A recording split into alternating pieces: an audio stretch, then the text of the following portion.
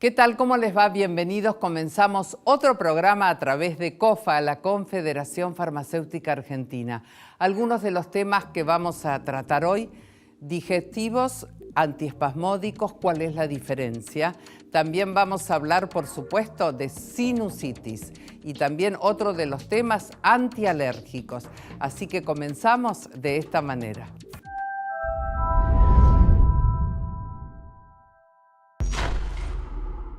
Comenzamos a desarrollar los temas presentados en el comienzo del programa.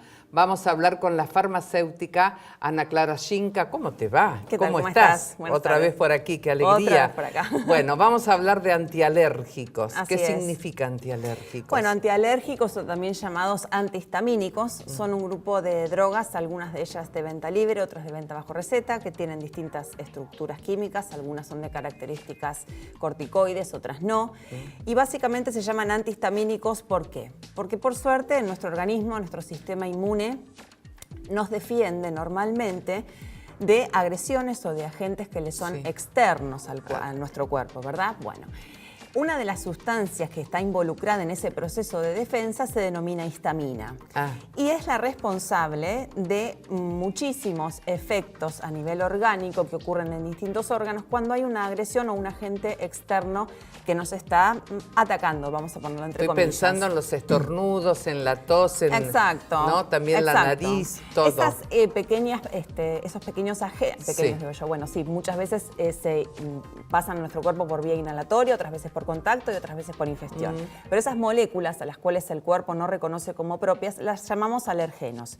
Y son las que desencadenan una serie de eventos que en general son cascadas, cadenas químicas, en las cuales la histamina interviene como, es un intermediario de ese proceso y produce, entre otras cosas, las manifestaciones clínicas que tienen los procesos alérgicos, dependiendo en qué órgano sea que se manifieste. Ya como dijimos, si es una alergia cutánea, también, claro. La histamina va a favorecer que en el lugar donde se produjo esa interacción entre el alergeno y nuestro organismo haya tumor, es decir, que la zona se inflame, rubor, que se ponga colorada, dolor, muchas veces porque obviamente hay liberación de secreciones y de acumulación de líquido en ese lugar. También. Picazón, por supuesto. Esa es la cuarta pata del proceso inflamatorio que la acabas de decir correctamente.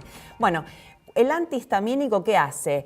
Interacciona con los receptores que hay en nuestros tejidos a la histamina y de esa manera disminuye su actividad inflamatoria. Sí, porque es impresionante, ¿no? Cuando hay un pico así de todo lo que significa una alergia a algo. Tal cual, es por eso que son exactamente antiinflamatorios. Cuando esto ocurre a nivel respiratorio, obviamente la histamina que produce secreciones, aumento de la mucosidad, broncoconstricción. Bueno, los antihistamínicos favorecen lo contrario. Y dentro de la familia de los antihistamínicos, como te decía, yo me quería centrar mayormente en los de venta libre porque son en los que muchas veces hay consumo, no sin control, pero sin saber que pueden tener claro, que puede haber interacciones ya con patologías previas de la persona o con medicación concomitante que la persona esté tomando y que no sepa. Porque claro, viste que no pensás. Decís, bueno, tomo algo para sacarme toda esta alergia, pero no pensás a lo mejor que estás tomando otro remedio que puede provocar interacciones o que puede interaccionar también con una patología que venimos, que nosotros te estamos tratándonos en ese momento o que la padecemos, sobre todo patologías crónicas.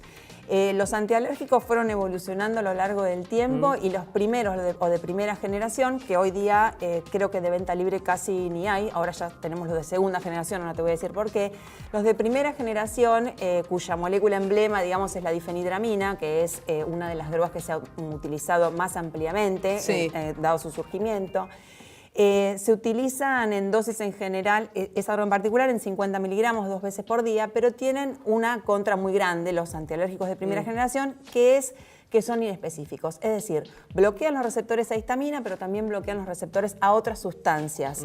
Y como algunos de ellos, la gran mayoría, pasa a la barrera hematoencefálica, tienen efectos a nivel del sistema nervioso central. Porque viste que antes había también más prevención con el tema del sueño. Claro, exactamente. Decía, viste, te provoca sueño, justamente, ¿no? Uno de los efectos en cuanto al sistema nervioso central de esos antialérgicos es somnolencia, o somnolencia diurna, digamos, después cuando nos despertamos después de haber tomado el antialérgico estamos como que, bueno, de hecho no se recomienda manejar máquinas o manejar automóviles si está en un estado que uno se siente que se está durmiendo. Claro.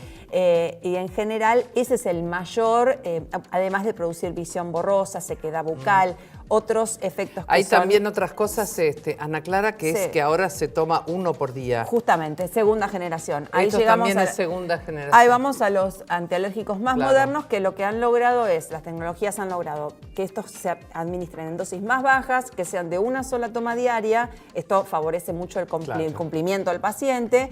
Y también, digamos, al achicar la dosis y que las moléculas son de índole de naturaleza diferente, no tienen interacción con otros receptores y no tienen esta dificultad de la somnolencia, la visión borrosa, la sequedad bucal. Como siempre, muchas gracias, Muchas Ana gracias Clara. a vos. Gracias.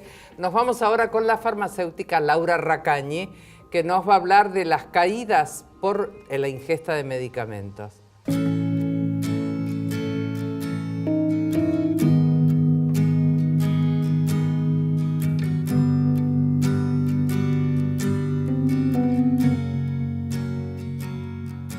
Las caídas son un grave problema de salud. Sobre todo, los más afectados son las personas, los adultos mayores.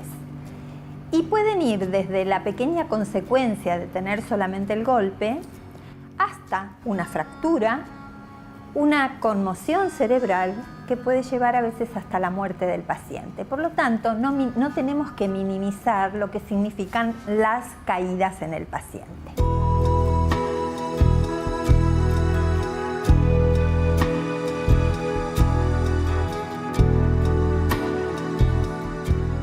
Muchos factores que inducen a las caídas y esos factores pueden ser biológicos, que son las propias características del paciente, propias del envejecimiento o propias de enfermedades que este paciente tiene, como por ejemplo enfermedad de Parkinson, algunas enfermedades que afectan y producen debilidad en los músculos.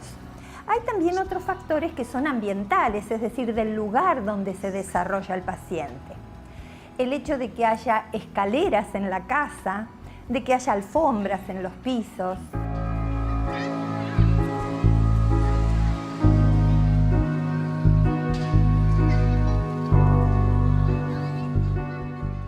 Y después están los factores propios del comportamiento del paciente. Por ejemplo, el salteo del desayuno hace a veces que precisamente se produzcan las caídas, el consumo abusivo del alcohol, el hecho de no encender la luz cuando a la noche tienen necesidad de ir al baño, el mal uso de los soportes, es decir, de los bastones, por ejemplo, que mucha gente no sabe utilizarlos, y los medicamentos, los sedantes, los tranquilizantes, los antidepresivos y los productos que inducen el sueño. Otro grupo muy utilizado, el de los antihipertensivos y diuréticos.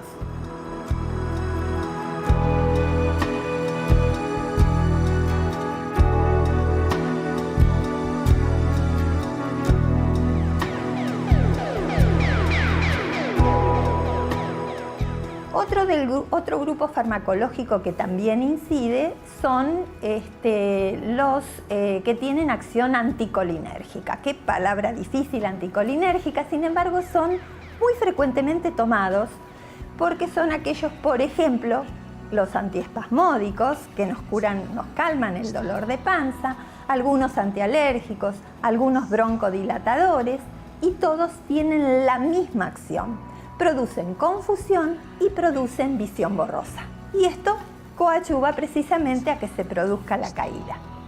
Entre otras causas, los medicamentos también inciden en la caída en el adulto mayor sobre todo, y en consecuencia se debe hacer un muy buen ajuste de la dosis y tomar algunas precauciones al respecto.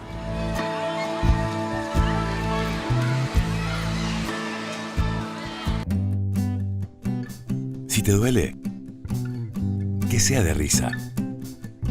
Para todas las demás molestias, existe Sertal. El antiespasmódico que alivia malestares estomacales, dolores menstruales, digestivos y espasmos intestinales. Sertal. Qué felicidad sentirse bien.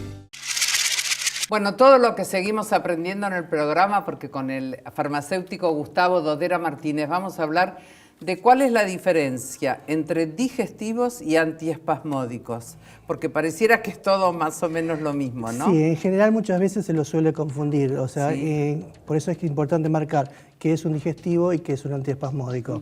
Los digestivos en general son todos aquellos productos que ayudan a la digestión. Por supuesto, o claro. sea que ahora, bueno, hay que ver por qué la digestión está modificada. Puede ser porque comí demasiado o porque realmente tengo una patología que desconozco y recién me aparece el problema. Entonces tenemos que ver qué es lo que nos está planteando el paciente o la persona, porque muchas veces nos dice, ay, me duele la panza. Sí. Bien, claro, pero me duele la panza medio es como vago es todo, muy inespecífico. Claro. No. Entonces tenemos que empezar a indagar qué es realmente, o sea, qué es un dolor generalizado, un dolor localizado. Puede ser la panza, puede ser el estómago, puede ser intestino. Es un dolor punzante, es un dolor que comienza y desaparece y vuelve a aparecer. Entonces, en función de qué es lo que le está ocasionando, es el tipo de medicación que vamos a tener que utilizar. Por ejemplo, en general los digestivos más comunes que utiliza la mayoría de los pacientes, ¿cuáles son? Aquellos que dicen, bueno, comí mucho, quiero algo para que me ayude la digestión. Está bien. Y va a las tinturas de alcachofa, por ejemplo, o sea, una alcolatura de alcachofa, que son las conocidas que tienen mucha publicidad. ¿Y las sales? O las sales que ingieren para decir, bueno, mejora la digestión. ¿Por qué? Pues esas sales en general tienen bicarbonato y lo que hacen es ayudar a eliminar gases. Entonces, pero en esto hay que tener mucho cuidado, sobre todo los pacientes que son hipertensos. ¿Por qué? Porque estas sales tienen sodio, alto contenido de sodio. Alto contenido. Entonces, un paciente que es hipertenso, tenemos que ver, ¿lo puede tomar o no? Si su presión arterial está controlada, no habría mayor problema y le recomendamos que se la siga controlando. Ahora, si su presión arterial no está controlada, es recomendable que no tome este tipo de productos. Bueno, estamos hablando de digestivos. Pero bueno, también tenemos los digestivos naturales. ¿Sí? Tenemos la manzanilla, el boldo, podemos usar jengibre, ¿sí? O un té de alcachofa inclusive. Depende qué es lo que estemos buscando. ¿Sí? Alcachofa, por ejemplo, como tiene un efecto colerético, o sea, me ayuda a liberar sustancias que me van a ayudar a digerir las grasas. El hígado. Exacto. Entonces va a hacer que la digestión se facilite. Pero también puede ser que el paciente lo que tenga ese dolor puede ser porque tenga una acumulación de gases. Entonces ninguno de estos productos le va a ser efectivo. Claro, está bien. Entonces, pero otra parte puede ser que tenga dolor porque no evacúa bien el vientre. Exacto. Entonces ahí es donde entran en juego los antiespasmódicos. O sea, muchas veces que dicen, me duele, tomo un antiespasmódico, pero si el paciente está con un estado que no puede evacuar, si toma un antiespasmódico menos va a poder evacuar. Entonces hay que ver si es lo recomendable o no para ese paciente. ¿Por qué se producen los espasmos? El espasmo se produce porque la musculatura, como vos bien decías, de estómago, intestino, es musculatura lisa que no podemos controlar. Cuando se produce una contracción de esos músculos, cuando se produce el espasmo, y es un dolor fuerte, intenso, que después suele desaparecer. Se da mucho cuando hay problemas tanto hepáticos como renales. ¿Sí? Entonces es importante poder determinar bien qué es lo que debo usar en cada momento. Claro, porque estamos hablando de una zona del cuerpo donde está todo más o menos ahí ubicado. Está todo y junto, exacto.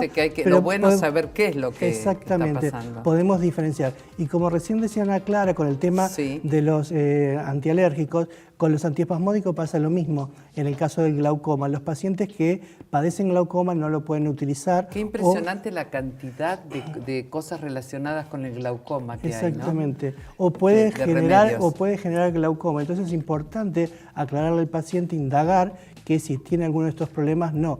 Por ejemplo, pacientes que toman medicaciones antidepresivos de primera generación, que también producen. Entonces, ¿por qué? Porque se van sumando efectos. Por ejemplo, ¿qué le va a pasar? Va a tener boca seca el paciente, va a tener dificultad de micción, va a tener constipación. Entonces, lo que quiso solucionar, en realidad, lo va a empezar a agravar. Agravar, claro, o por otro lado va a empezar a tener síntomas, ¿no es cierto? Bueno, lo importante es determinar entonces qué es lo que está pasando, ¿no es cierto? Bueno, por supuesto, recurrir a profesionales como siempre y también no perpetuarse en este tipo de medicación. Cuando se toman este tipo de medicamentos, si no hay una mejoría dentro de las 24 o 48 horas, es importante que se haga la consulta al médico. Sí, por supuesto, porque si no, viste, la gente como se siente bien, sigue tomándolo, ¿no? Sí, exactamente. Bueno, como siempre, muy claro, muchas gracias. Vamos ahora a compartir con ustedes un buen consejo de salud. Si una persona se encuentra tomando medicamentos, no es recomendable que beba alcohol, ya que los efectos de los fármacos no serían los deseados. Por ejemplo, en los antibióticos como la isoniazida, la mezcla con el alcohol puede producir un aumento del riesgo hepático. Y con la amoxicilina, penicilina y rifampicina, hay una disminución de su efecto y un aumento de las resistencias. En los antiinflamatorios como el paracetamol puede darse un aumento del daño hepático y con el ibuprofeno o naproxeno aumenta el riesgo de hemorragia intestinal.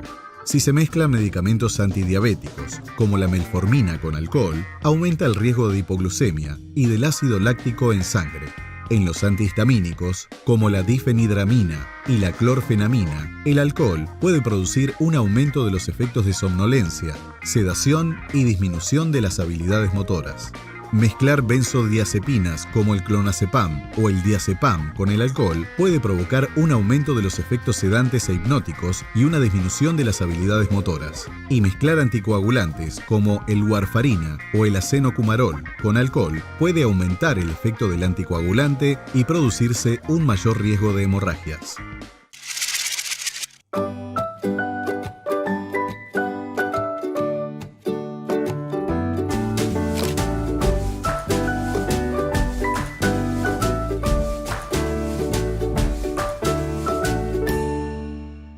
Tomas decisiones que influyen directamente en tu calidad de vida. A la hora de hacer deporte, elegís Arnisport, sin antiinflamatorios sintéticos, de origen natural. Alivia tus músculos con Arnisport. Arnisport, el alivio natural. Vamos ahora con la farmacéutica Rosana Buan a hablar de un tema que también muchísima gente padece, que es la sinusitis. ¿Qué es la sinusitis, Rosana? La sinusitis es la inflamación de la mucosa de los senos paranasales. Sí. ¿Qué son los senos paranasales? Son espacios abiertos dentro del hueso. ¿Que están debajo o arriba? Están paranasales, quiere decir que están todo alrededor Rodeando. de la nariz. Entonces, frontales, en los maxilares y por detrás de la nariz. Esos senos tienen que permanecer aireados y no, no tienen que tener moco. ¿Qué pasa? En la sinusitis, cuando se inflama esa mucosa, sí, entonces al inflamarse obstruye la salida, se llenan de moco y eso es lo que provoca el aire no está, entonces. El dolor. Ajá. Puede ser, la obstrucción puede estar causada por otras cosas que no sea solamente el moco, puede ser también, además de la rinitis alérgica, que es esto, el resfrío, puede ser que el tabique nasal esté desviado, ya obstruyendo desde antes, puede ser que la persona tenga pólipos nasales, puede ser que la persona tenga algún tipo de contaminación que le ha obstruido el espacio aéreo.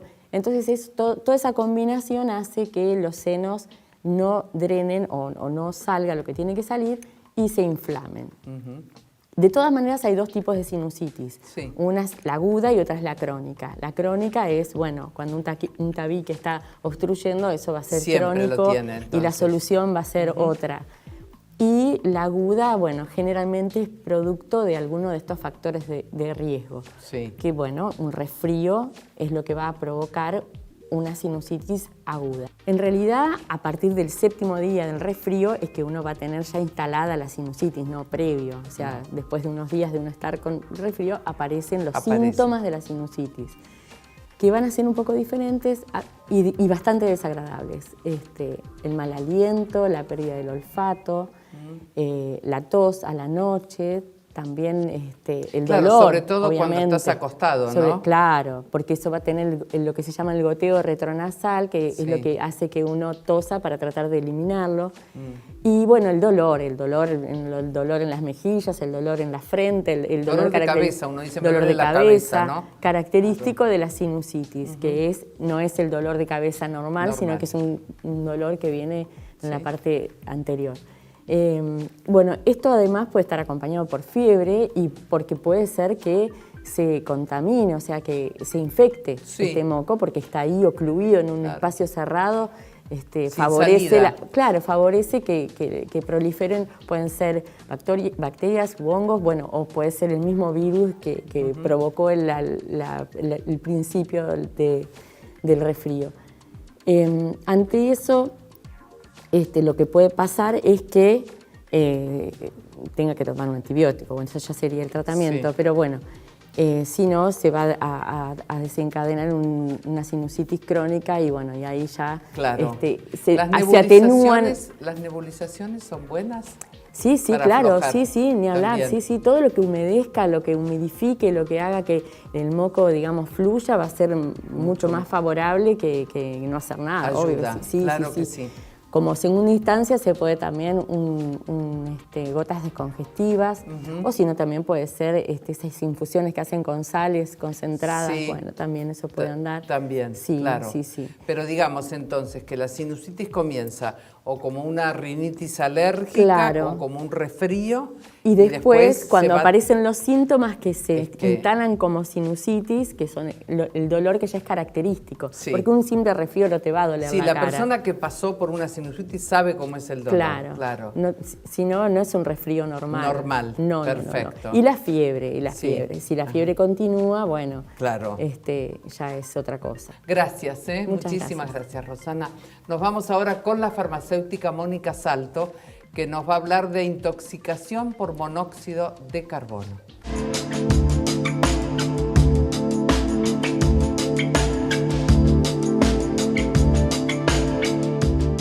La intoxicación por monóxido de carbono es una de las principales causas de muerte, tanto en nuestro país como a nivel mundial. El monóxido de carbono es un gas tóxico menos denso que el aire, con lo cual se dispersa con facilidad. A su alta toxicidad hay que sumarle el hecho de que es un gas que no tiene olor, no tiene color y no irrita las mucosas, con lo cual suele pasar desapercibido. Los síntomas de intoxicación con monóxido de carbono son náuseas, vómitos, dolores de cabeza, alteraciones de la visión, mareos, confusión, desmayos y convulsiones. Ante los primeros síntomas es necesario ventilar los ambientes y acudir a un centro de salud. El conocimiento de estos síntomas, junto con un análisis de sangre y otros estudios complementarios, son esenciales para un buen diagnóstico y tratamiento.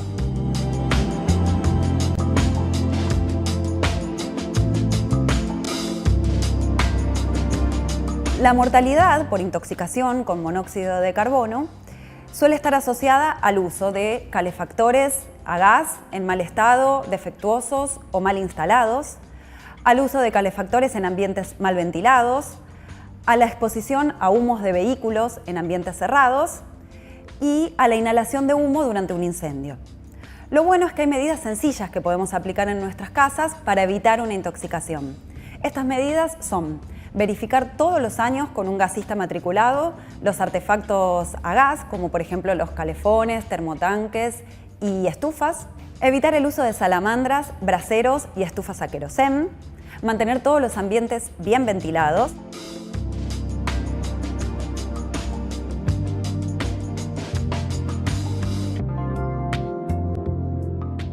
No utilizar la hornalla ni el horno para calefaccionar los ambientes. Verificar el color de la llama, que sea un color azul, ya que si presenta una coloración rojiza o anaranjada es señal de mala combustión. Y por último, recordar que está prohibido el uso de artefactos que no sean de tiro balanceado en baños y dormitorios.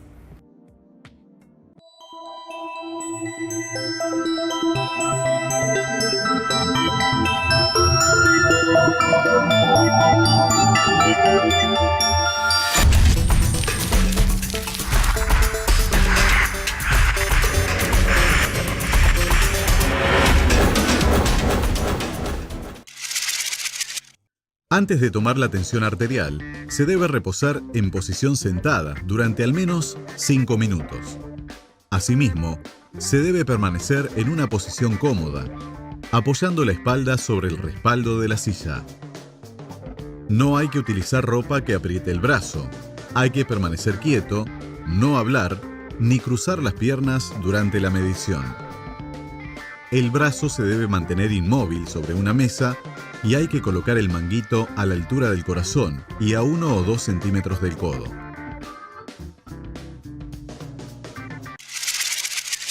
Vitis, la gama más completa de cepillos dentales e interdentales. Líder mundial en salud bucal. En Argentina, exclusivo en farmacias. Laboratorio Dentaid, expertos en salud bucal. Llegamos así al cierre del programa. Muchísimas gracias por acompañarnos. Vamos a encontrarnos la próxima semana y recuerde que nuestro Facebook es Con Vos 24 horas.